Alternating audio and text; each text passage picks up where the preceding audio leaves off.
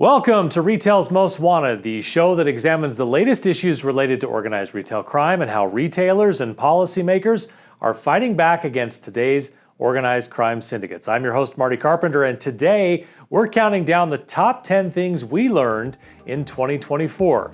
But first, this word from our sponsor. Retail's Most Wanted is brought to you in partnership with LVT, securing physical environments through intelligent automation. Learn more at lvt.com. That's lvt.com. In this year-end episode, we're counting down the top 10 most important lessons we learned about fighting organized retail crime in 2024. These are insights that reveal the impact, the challenges, and solutions to one of the biggest threats facing retailers and communities alike. So let's get started. Number 10, small businesses are the backbone of communities.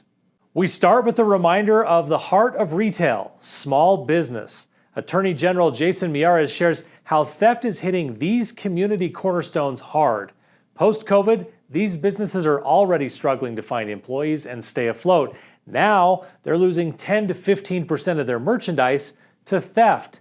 It's not just a retail problem, it's a community problem. I'm a big believer there's no such thing as a victimless crime. If you're a small business owner and you're the first to get to your retail shop in the morning, you're the last to leave at night, and you're losing 10 to 15% of your merchandise to theft, that's not a victimless crime. That is absolutely impacting you. So many of the people I was also hearing wasn't just the big box retailers. It was the small business folks. It was the mom and pops. A lot of them were immigrants. A lot of them were individuals that came here with a dream and they were supplying for their family. And they were seeing, in particularly in some localities with local district attorneys that were refusing to prosecute larceny crimes, they have essentially legalized theft. And that has devastating consequences. Number 9, crime as a business. Organized retail theft is far from random. It's calculated, it's systematic, and it's all about profit. These criminal syndicates are operating like businesses themselves. They're not just stealing for survival, they're stealing to sell. Well, the number one thing that distinguishes organized retail theft is that it really is for the purpose of resale. It is a business, it's a syndicate, it's a crime outfit. It isn't because, a mom needed diapers and couldn't pay for them. It isn't about buying a meal, getting a meal because you're hungry. It is for profit. It's organized around resale. Number 8, linking retail theft to broader challenges. In California, retail theft has skyrocketed. It's up 81% in Los Angeles from just 1 year ago. Now combine that with a 51% increase in homelessness since 2014, and it's clear there's a systematic issue. The Homelessness, Drug Addiction, and Theft Reduction Act, which was passed in California, aims to address the root causes and revise Proposition 47. From a problem standpoint, we know that retail theft has exploded here in California. For example, there was a recent report issued on the city of LA that showed an 81% increase in retail theft year over year, just from 22 to 23. Similarly, cargo theft has exploded, petroleum theft has exploded.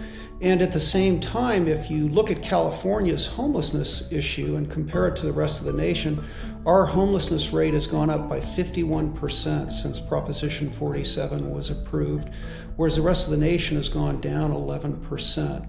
And so we have carefully crafted a initiative to go back to the voters in an effort to amend, not repeal Prop 47. We seek to address the unintended consequences of that initiative. It's called the Homelessness, Drug Addiction, and Theft Reduction Act. Number 7, criminal warehouses. Imagine a warehouse that looks perfectly organized like a hardware store, but every item in that store is a stolen good. That's the level of sophistication behind some organized retail crime operations. Illinois is leading efforts to expose these hidden operations and crack down on the entire supply chain of stolen goods. I saw video of criminal warehouses that looked like they were a hardware store by themselves, because there was so much stolen product that was organized in aisles that I thought it was either a Home Depot store or some other big box store. 'Cause there was so much of so many different stolen tools and so forth, so well organized. And that just suggested to me that this is not retail theft as I traditionally understood it. This is something of greater sophistication. So I came back home and asked my team of criminal prosecutors and investigators, and I've been able to recruit a pretty experienced team of people with over 30 years of prosecutorial experience or investigatory experience. And I asked them, I said, have you heard of organized retail crime? And most of them actually said no. What are you talking about? You talking about retail theft?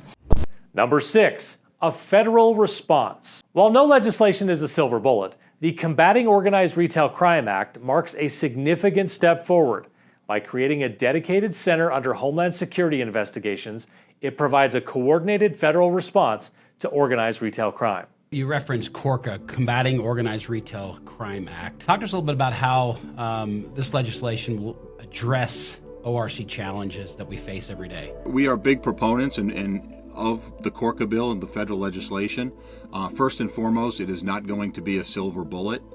It is going to be what I'd consider a second step, where the first step was the INFORM Act that was passed in December of 2023, where we were able to look and have online marketplaces verify and validate their high sellers, making sure that they were legitimate organizations. With the CORCA bill, that's going to help to establish a Center for Organized Retail Crime underneath Homeland Security investigations, which is a component of Department of Homeland Security. Number 5, safety concerns outweigh shrink. Surprisingly, retailers report that their biggest concern isn't just shrink, it's safety. Protecting employees and customers has become paramount. Human capital and cutting-edge technology are critical in tackling these risks head-on. At a recent conference I attended, all the attendees were polled on what is top of mind. What is your biggest concern? And it wasn't shrink, as it has been for decades. It was safety of customers and associates. I walked booth by booth that had more technology, machine learning, AI, oriented towards safety and security. So anything we can do from a human capital point of view, from a technology point of view, to help insulate against those risks, that's why I'm still in the industry today doing what I'm doing, despite having retired full-time from corporate America. Number 4, the dark web of ORC. Frank Pattercity from Kroger shares an eye-opening perspective. Organized retail crime investigations often uncover connections to far more serious crimes, like weapons, drugs, and even human trafficking. The scope of these cases goes well beyond what many expect. Organized retail crime, it's tied to other serious crimes. These organized retail crime investigations that our team conducts across the country, they often unfold and expose additional very serious crimes, weapon and drug offenses, and really reprehensibly human trafficking. We see this occur in these investigations that we unfold. I was in law enforcement for the better part of 13 years, and primarily I spent my time chasing gangs, drugs, and guns. And I never made cases as big as what I've seen in the organized retail crime setting. Number 3, a no-nonsense approach. In many states, law enforcement thresholds prevent action on smaller thefts, leading to store closures in vulnerable communities. But Georgia is setting a different example. No thresholds, no excuses. Their approach ensures every crime is addressed, protecting businesses and neighborhoods alike. I think when you look at where it's tragic to see where these stores are closing, but you're seeing a lot of closures in places that, quite frankly, law enforcement or the prosecutors in particular aren't doing their job. They're not prosecuting. And who do you see? The communities that are most often impacted by the closure of a Target or a CVS or a Walmart or Walgreens, whatever it may be, are typically lower income, racially diverse, and immigrant populations. It's really impacting folks in a negative way. We've taken a different approach in Georgia. We're not going to look the other way. We haven't provided, a floor for how much you can steal before law enforcement's going to get involved. We enforce the law. In fact, it's the legislature's job. They pass the laws. We enforce them. Number 2, Collaboration is key. Arizona Attorney General Chris Mays highlights how tackling organized retail crime requires teamwork. State and local law enforcement, retailers, and policymakers are all collaborating like never before, sharing intelligence and strategies to dismantle these networks.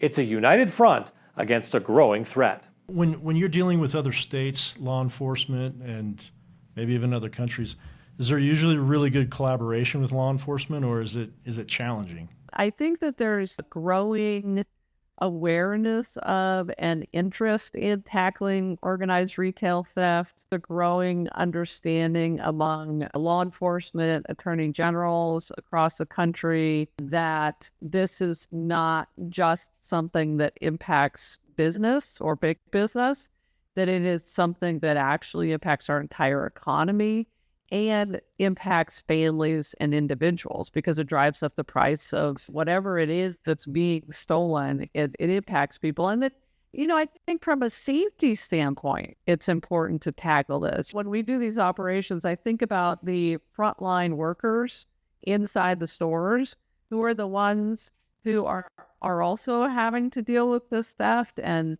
having to worry about it and having to worry about whether they should confront it or not. That safety issue, we shouldn't let that get lost because there is a safety component associated with this whenever there is any kind of organized theft.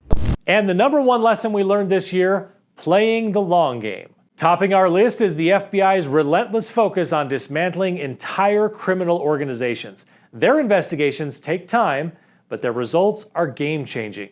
The FBI's thorough approach ensures that these criminal enterprises are permanently taken down.